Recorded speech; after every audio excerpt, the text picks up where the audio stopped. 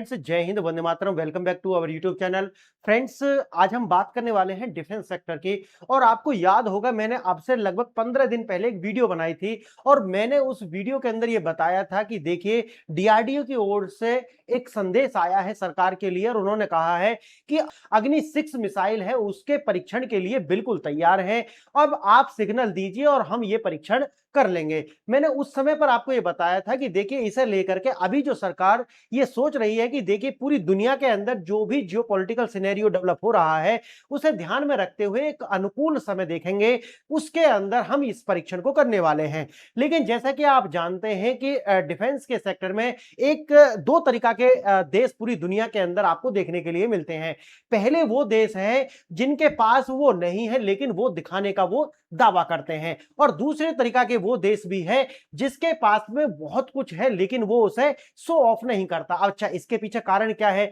देखिए, जो ये तो दिखाने वाले जो देश हैं जिसके अंदर आप देख रहे होंगे, नॉर्थ कोरिया हो गया, चाइना हो गया, अमेरिका हो गया, और अभी अब मिडिल ईस्ट के अंदर जो आप देख रहे हैं, ईरान हो गया। ऐसे बहुत सारे देश हैं जिनके पास, अच्छा तुर्की हो गया, जिनके पास वो टेक्नोलॉजी नहीं है, ना वो कैपेबिलिटी है, लेकिन उनकी आदत खराब हो चुकी है और उन्हें ये लगता है कि जिस तरीका से हम पूरी दुनिया में पॉलिटिकल पॉलिटिकल तरीका से हम जो एक परसेप्शन बना करके उसे रियलिटी में कन्वर्ट कर देते हैं, उसी तरीका से हम डिफेंस के अंदर भी यही कर पाएंगे। लेकिन ये बहुत बड़ी वो भूल कर रहे हैं, और भूल ये है कि देखिए, पूरी दुनिया में परसेप्शन और रियलिटी में सिर्फ पॉलिटिकल सिस्टम में तो कन्वर्ट हो सकता है, लेकिन डिफेंस के सेक्टर में डिटरेंस क्रिएट करने के लिए यहां तक तो सही है, लेकिन जिस दिन तुम जमीन पर आओगे तुम्हारा हश्र वही हो जाएगा जो आज अमेरिका का ईरान के अंदर हुआ है। चाइना का भी वही हो जाएगा, चाहे वो ताइवान से एक बार लड़के भी देख सकता है, लेकिन क्योंकि उन्हें लगता है कि ये परसेप्शन आप क्रिएट कर लो, एक डिफरेंस बना रहेगा और यहां पर वो खत्म हो जाएगी कहानी। लेकिन भारत उन देश में से आता है जिसे आप ब्लैक हॉर्स कह सकते हैं, यानी कि छुपा हुआ घोड़ा है। इसके पास में वो कैपेबिलिटी है कि दुनिया में जो हमारी अग्नि 5 है उसको आईआरसीबीएम ये कहते हैं, लेकिन मुझे लगता है कि वो प्रॉपर रूप से जो, अच्छा मैं ऐसा नहीं कह रहा, बल्कि आप वेस्ट के अंदर आप देखोगे, वेस्ट वाले ये कहते हैं, सिपरी कहता है खुद, ये जो फायर पावर इंडेक्स जाहिर करता है, वो भी ये कहता है कि भारत का जो अग्नि 5 मिसाइल है उसकी रेंज है 9000 किलोमीटर, लेकिन भारत कहता है कि उसकी रेंज है 5000 किलोमीटर। ऐसा क्यों कहता है? मैंने उस वीडियो में बताया था, क्योंकि भारत किसी तरीका से जो यूरोप के जो देश हैं उन्हें पैनिक करना नहीं चाहता। भारत खामोखा इसी परेशानी लेना नहीं चाहता कि कोई प्रतिबंध लगे और भारत को लेकर के देश जो है वो परेशान हो जाए। भारत के पास में जो ये अग्नि 6 का जो अभी परीक्षण हुआ है, इसे आपने देखा होगा सरकारी वेबसाइट पे भी नहीं है। अभी सरकार, डीआरडीओ ने भी एक्सेप्ट नहीं किया उसे। सरकार के द्वारा जो आप जानते हैं, जो डीडी न्यूज शायद है, उसके द्वारा इसको प्रसारित करने का प्रयास किया गया था, तो सरकार ने उससे भी ये न्यूज जो है वो हटवा दी। लेकिन इसका नाम दिया गया एक रहस्यमय मिसाइल, रहस्यमय परीक्षण, इस तरीका से इसे दिखाया गया। अब ऐसा दिखाने के पीछे वही कारण है जो मैंने आपको बताया कि भारत किसी तरीका का कोई भी पैनिक क्रिएट करना नहीं चाहता। हमारे पास में टेक्नोलॉजी होनी चाहिए, हमें आम खाने हैं, गुठली नहीं गिरनी है। भारत बिल्कुल इसी सिद्धांत पर कार्य करता है। अच्छा, भारत के द्वारा इसको एक्सेप्ट नहीं किया गया, लेकिन जिनके पास ये संदेश पहुंचना था उनके पास पहुंच चुका है कि आज भारत के पास में ये जो आईसीबीएम मिसाइल है, जो अग्नि 6 है, ये दुनिया में कहीं पर भी किसी भी आइलैंड पर हिट करने की क्षमता भारत के पास है। अच्छा, दो बात आपको बिल्कुल याद रखनी होंगी कि भारत ने इसकी जो क्षमता है, इसकी जो बताई है, वो बताई है 12000 किलोमीटर, लेकिन जो पूरी दुनिया इसका आकलन कर रही है वो कर रही है 18000 किलोमीटर। 18000 किलोमीटर की इसकी रेंज है। ये जो इसकी जो स्पीड है ये हाइपरसोनिक है। 10,000 किलोमीटर जो भारत बता रहा है, वैसे 12-10 के बीच में इसका चल रहा है। अच्छा, आईसीबीएम ये मिसाइल है, इसका अपना आप जानते हैं कि ये एक बैलिस्टिक मिसाइल है। MIRV जो टेक्नोलॉजी है वो इसके अंदर इनबिल्ड है। अभी पूरा सब कुछ समझाऊंगा ये है क्या। उसके बाद में सबसे बड़ी जो इसकी तकनीक है वो है क्वाजी बैलिस्टिक मिसाइल, यानी कि क्वाजी बैलिस्टिक पथ ये क्रिएट करती है। आप यहां देख रहे होंगे कि जो इसके जो स्मॉग है, इस जो मिसाइल है, इसका जो स्मॉग है उसका पथ देखिए आप। ये जो पथ है वो कैसा आपको दिख रहा है? ना तो ये आपको पैराबोलिक दिख रहा, ये ऐसा तो दिख नहीं रहा पैराबोलिक। अगर पैराबोलिक होता तो ये पूरी तरीका से बैलिस्टिक मिसाइल होती। अगर ये इस तरीका से होता ऐसा, तो अगर ऐसा होता तो ये क्या होती? क्रूज मिसाइल होती। लेकिन आप इसका देखिए, ये किस तरीका से है, इसका मतलब है कि एक तरीका का पैटर्न आपको नजर नहीं आ रहा। यहां पर इसका जो स्मॉग है उसके अंदर आपको एक जिग जैग पथ आपको दिख रहा होगा। इसको हम बोलते हैं, ये जो तकनीक है इसको बोलते हैं क्वाजी बैलिस्टिक मिसाइल, यानी कि अपना ग्लाइडिंग पथ ये बनाती है। और इसकी जो सबसे बड़ी विशेषता है वो ये है कि अभी दुनिया के पास में ये जो ग्लाइडिंग टेक्नोलॉजी है इसकी कोई भी मारक क्षमता किसी के पास नहीं है। अच्छा, अगर आप थोड़ा टेक्नोलॉजी बैकग्राउंड से ना भी हो, मैं आपको समझाता हूं एक बात। देखिए, जो दो मिसाइल है जिसके अंदर आप, एक मिसाइल तो होती है जो बैलिस्टिक मिसाइल होती है जो पैराबोलिक पथ बनाती है, और इसके अंदर होता है एमआईआरवी। एमआईआरवी के अंदर ये है कि जो वार हेड होता है उसके अंदर मल्टीपल वार हेड्स होते हैं, और ये जो मल्टीपल वार हेड्स हैं ये जो एयर डिफेंस सिस्टम होता है उसको कंफ्यूज करने के लिए होते हैं कि एक साथ हो सकता है मोर देन हंड्रेड्स ये वार हेड्स निकले और आपका जो एयर डिफेंस सिस्टम वो कंफ्यूज हो जाए कि किसको हिट करना है, एक बार में कितने, इससे वो होगा हीट हो जाएगा और वो काम नहीं करेगा। और जो भी हमारे ये जो वार हेड्स हैं ये जाकर के इनकी स्ट्रेटेजिक लोकेशन से टकरा जाएंगे और इनको ध्वस्त कर देंगे, ये है। अच्छा, दूसरी जो मिसाइल होती है वो होती है जो कैसी चलती है, सीधी इस तरीका से अर्थ के पैरेलल चलती हैं, इसे बोलते हैं क्रूज मिसाइल। ये जो क्रूज मिसाइल होती है ये ऐसा चलती हैं, लेकिन इसको पकड़ने के लिए जो हमारा बैलिस्टिक मिसाइल है इसको पकड़ने के लिए आप इसको इंटरसेप्ट कर लेंगे, लेकिन जो एमआईआरवी टेक्नोलॉजी होने के कारण इसको आप पूरी तरीका से न्यूट्रलाइज नहीं कर सकते। इसीलिए मैं कहता हूं कि अपने आप में किसी देश के पास ऐसी टेक्नोलॉजी नहीं है कि जो ये जो बैलिस्टिक मिसाइल है इससे बच पाए अपने आप को। हाँ, 50%, 20%, 30% बचा लेगा, लेकिन 100% अपने आप को सेव नहीं कर पाएगा। अब दूसरा आता है ये क्रूज मिसाइल। अब देखिए, क्रूज मिसाइल जमीन के समानांतर चलती है, तो इसका एक फायदा क्या है कि जो एयर डिफेंस सिस्टम होता है वो इसको इंटरसेप्ट नहीं कर पाता, ट्रैक नहीं कर पाता। क्यों? क्योंकि इसकी ऊंचाई बहुत कम होती है। क्लियर है मेरी बात? लेकिन कभी कभी इसको भी इंटरसेप्ट किया जा सकता है। दूसरा ये है कि जो ये पैराबोलिक मिसाइल है, जो भी आप जिसे हम कहते हैं, इसको आप गाइड नहीं कर सकते। एक बार अगर आपने छोड़ दिया बैलिस्टिक मिसाइल, फिर गाइडेंस आपके हाथ में नहीं है। जबकि जो क्रूज मिसाइल होती है उसको आप गाइड कर सकते हैं। तो अपनी विशेषता है और अपने डिसएडवांटेज है। लेकिन ये जो अभी दुनिया के अंदर ये दोनों ही टेक्नोलॉजी है, लेकिन तीसरी जो टेक्नोलॉजी है वो है आपका जिग जैग वाला, ये वाला ग्लाइडिंग। अब ग्लाइडिंग में होगा क्या कि अगर आपका जो एयर डिफेंस सिस्टम है वो इसको अगर ट्रैक करेगा तो इंटरसेप्ट नहीं कर पाएगा, क्योंकि इसका जो पथ है वो कोई निश्चित पैटर्न नहीं बनाता है। कभी भी किधर भी जाएगा तो ये इंटरसेप्ट नहीं होगा।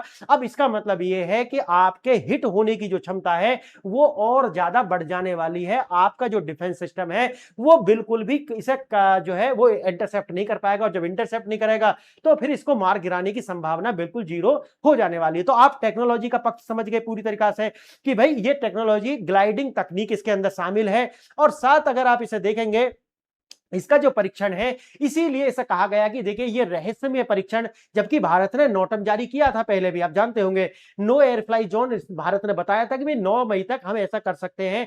नोटम में ये नहीं बताया जाता कि हम करेंगे क्या, लेकिन ये बताया जाता है कि ये जो क्षेत्र है ये बिजी रहेगा, तो यहां से आप अपना जो उड़ान है वो भरने से थोड़ा सा बचें।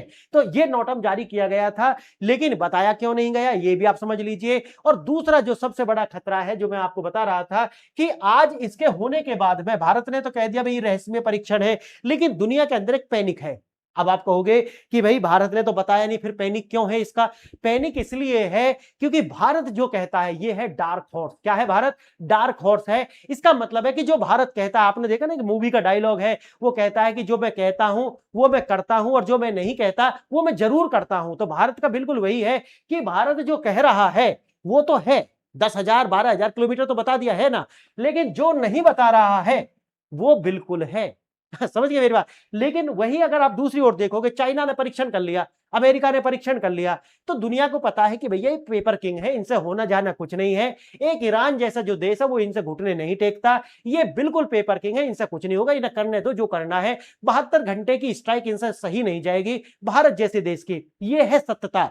भारत के अंदर जो बैठे कम्युनिस्ट है, चीनी दलाल पत्रकार है, वो कुछ भी कहते हो, परसेप्शन, देखिए परसेप्शन तो आप बना लोगे, लेकिन युद्ध परसेप्शन से नहीं जीते जाते। पॉलिटिक्स परसेप्शन से चल सकती है, सोसाइटी परसेप्शन से चल सकती है, लेकिन युद्ध तो लड़ने से जीते जाते हैं, जो कि हमारी सेना के पास, हमारे देश के पास वो कैपेबिलिटी है, क्योंकि ये देश लगातार लड़ता रहा है। इसने आपने देखा होगा कि इसके बंटवारे हुए, इसकी दोनों बाजू काट दी गई, उसके बाद भी इसने युद्ध जीते हैं, इसने युद्ध जीते हैं। हमारे पास में ऐसी धीमी लीडरशिप, जिसको हम स्पाइनलेस लीडरशिप कह सकते हैं, वो यहां पर थे, नल्ले लोग थे, नल्ले एक तरीका से। उन लोगों के बावजूद भी हम 1962 में ऐसे नहीं हारे थे जैसे कि चाइना वियतनाम में हारा था। वियतनाम में हारने के बाद में कभी ये युद्ध नहीं करेगा। हमने तो अगर 1962 में इन्होंने हमें, जो चाइना कहता है, जबकि हमारे यहां तो दल्ले और नल्ले पॉलिटिशियन रहे हैं, तो जो नल्ले और दल्ले पॉलिटिशियन थे, जो बिकाऊ थे, जो एक तरीका से जो एडवीना के पीछे लगे रहते थे, उनके कारण देश हारा था, ना कि देश कभी नहीं हारा। आप देखोगे 1965 के अंदर आपने देखा कि किस तरीका से पाकिस्तान को हमने 4 कोने नहीं 5 कोने चित्त कर दिया। उसके बाद में आप देखेंगे कि 1971 में पाकिस्तान को तोड़ करके 2 बना दिए। समझ गए मेरी बात? तो ये वो देश है। 1999 में कारगिल के युद्ध में अपने मरे हुए सैनिकों की बॉडी लेने तक नहीं आया था पाकिस्तान, कायर। इसे मैं पाकिस्तान कहता हूं, ये पाकिस्तान नहीं आया था 99 में। आप सोचिए, अभी 2025 में तो आपने देखा, हम 72 घंटे का युद्ध नहीं झेल पाया, 72 घंटे का, कि हमारे पास तो ये है। देखिए, ये इस्लामिक ब्रेविडो जो है ना, ये वजह से चलता है, हम ये कर देंगे, हम वो कर देंगे, कुछ होना जाना नहीं है। ये दलाल हैं, बिके हुए लोग हैं, ये अपनी बहन बेटियों को, चाइनीज को बेच करके अपने देश को चलाते हैं। इससे ज्यादा इनकी औकात कुछ नहीं है। ये दलाल हैं, पूरी तरह का बिका हुआ देश है। लोगों को इस्लाम का चूरन चटा दिया, और आप दलाली कर रहे हैं अमेरिका की और चाइना की। बस ये है इनका अपना वजूद। आइए थोड़ा सा और देखते हैं।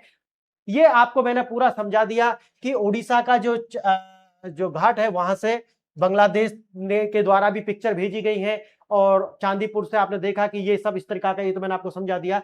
चांदीपुर से इसका जो परीक्षण किया गया, और इसमें स्मॉग देखा गया, और वो पैटर्न के हिसाब से बताया गया कि ये जीवीआर है। उसके बाद आप देखोगे कि प्रारंभिक जो ग्लाइडिंग, तैरना, फिर क्रूज मिसाइल बन जाना, तो ये वही टेक्नोलॉजी जो मैं आपको बता रहा था। ये प्रॉपर कोई भी बैलिस्टिक मिसाइल नहीं है, ये क्वाजी बैलिस्टिक मिसाइल है, ये क्वाजी बैलिस्टिक मिसाइल है। अब देखिए, मिसाइल का विज्ञान मैंने जो आपको समझाई दिया है, इसमें तो कुछ बचा नहीं है। स्पीड इसकी हाइपरसोनिक का है, और देखिए ग्लाइडिंग है, और स्पीड भी हाइपरसोनिक है। तो पहले तो हाइपरसोनिक, ऊपर से ग्लाइडिंग, तो कहां से इसे इंटरसेप्ट करोगे? तो ये संभव ही नहीं है। तो अब इससे क्या है कि पैनिक इसलिए है दुनिया, क्योंकि भारत जो कहता है वो तो करता ही है, और जो नहीं कहता वो तो बिल्कुल करता है। देखिए, आईसीबीएम जो मैंने आपको बता दिया, इंटरकॉन्टिनेंटल, यानी कि पूरी दुनिया में कहीं पर भी ये स्ट्राइक कर सकता है। मारक क्षमता 10,000 किलोमीटर भारत ने बताया है, लेकिन जो सिपरी बता रहा है, जो फायर पावर इंडेक्स जारी करता है, वो 18,000 किलोमीटर के आसपास की रेंज बता रहा है। घातक तकनीक MIRV, जैसे मैंने आपको बताया, मल्टीपल वारहेड्स इससे निकलेंगे और वो जाकर के अलग अलग स्थानों पर टकराएंगे। उसके बाद आता है जो बेस लाइन है, इसकी जो स्पीड की, वो लगभग 24 मैक के आसपास है। तो आप सोचिए, आवाज से 24 गुना तेजी से चलेगा, तो सोचने का भी वक्त नहीं देगा दुश्मन को। उसके बाद देखिए, वर्तमान स्थिति केवल 5 देश हैं, अमेरिका, रूस, चीन, ब्रिटेन और फ्रांस, इनके पास ये आईसीबीएम तकनीक है, लेकिन भारत इसी एलिट क्लब में अब शामिल हो चुका है। भारत का उदय दिखाता है कि किस तरीका से भारत ने इनको वो चमाट मारा है, कि ये कहते थे ना कि भारत तो कभी ये डेवलप नहीं कर पाएगा, भारत ने कर लिया। ये कहते थे ना कि भारत फाइटर जेट डेवलप नहीं कर पाएगा, देखिए आने वाले 10 साल रुक जाइए, 10 साल का विंडो है, भारत इनसे बेहतर, या जो FCAS और GCAP जो प्रोग्राम है, इनके अंदर भारत ऑब्जर्व के रूप में भी जा रहा है, और FCAS के अंदर तो हम सीधे जा रहे हैं, है ना। वहां पर हम एक्सपोर्ट के अंदर भी, और जो बनाएंगे उसके अंदर भी शामिल होंगे। 50-50 की साझेदारी होने वाली है भारत की इसमें। और इसका जो प्रोटोटाइप है वो 2030 तक आ जाएगा पूरी तरीका, 2027 तक शायद प्रोटोटाइप है, और 2030 तक तो इसका विमान ही आ जाएगा, जो कि 6th जनरेशन फाइटर जेट्स होगा, 6th जनरेशन। तो देखिए, दुनिया के लिए जो भारत कर रहा है, शायद भारत के अंदर बैठे हुए लोगों को शायद समझ में ना आ रहा हो, लेकिन दुनिया को अच्छे से समझ में आ रहा है कि भारत कर क्या रहा है। आइए और देखते हैं थोड़ा सा। खामोशी के पीछे के साक्ष्य, डेटा क्या बताता है। भारत, जैसे मैंने बताया कि संसद टीवी के द्वारा वो ट्वीट किया गया था, अग्नि 6 को लेकर के, लेकिन कुछ ही समय में डिलीट कर दिया। डीआरडीओ के बयान में जैसा कि समीर वी कामत के द्वारा वही स्टेटमेंट जो मैंने आपको बताया, समीर वी कामत उनके द्वारा स्टेटमेंट दिया गया था, लगभग 20-25 दिन हो गए उन बातों को कि भाई हम तैयार हैं, बस सरकार हरी झंडी दे, हम परीक्षण कर देंगे। बीजेपी का जो आईटी सेल है उसके द्वारा इसे बताया गया, दिखाया गया कि भाई हम ये कर रहे हैं। सोशल मीडिया पर तो ये था ही। 6 से 9 मई के बीच में नोटम भी जारी किया गया था 3500 किलोमीटर की रेंज को लेकर के। संसद टीवी में जैसे मैंने बताया एलआर अशेम जो टेक्नोलॉजी है इसका बताया गया, लेकिन हाइपरसोनिक की टेक्नोलॉजी, और ये आपको मैंने अच्छे से समझा दिया। उसके बाद सामरिक ऑपरेशन सिंदूर का ऑपरेशन जो मैंने आपको बताया, ये भी 7 मई के दिन जो है सिंदूर ऑपरेशन कंप्लीट हुआ था, लॉन्च किया था, तो वो भी है इसके साथ ही साथ मनाई गई। तो फ्रेंड्स बताइए कि आपको ये लेक्चर कैसा लगा, और MIRV के विषय में क्वेश्चन भी मैंने दिया है, आप चाहो तो इसे एक बार पढ़ लेना, लेकिन MIRV आप समझ गए होंगे, लेक्चर आपको अच्छे से समझ में आया होगा। आप बताइए अगर ये लेक्चर आपको पसंद आया, और ये भी सजेस्ट कीजिए कि आप इसके अंदर और क्या चाहते हैं कि ये ज्यादा एंगेजिंग बने, वो भी मुझे सुझाव दीजिए। आप सुझाव देंगे तो मैं इसमें ऐड करने वाला हूं। तो आपने वीडियो देखा, इसके लिए धन्यवाद।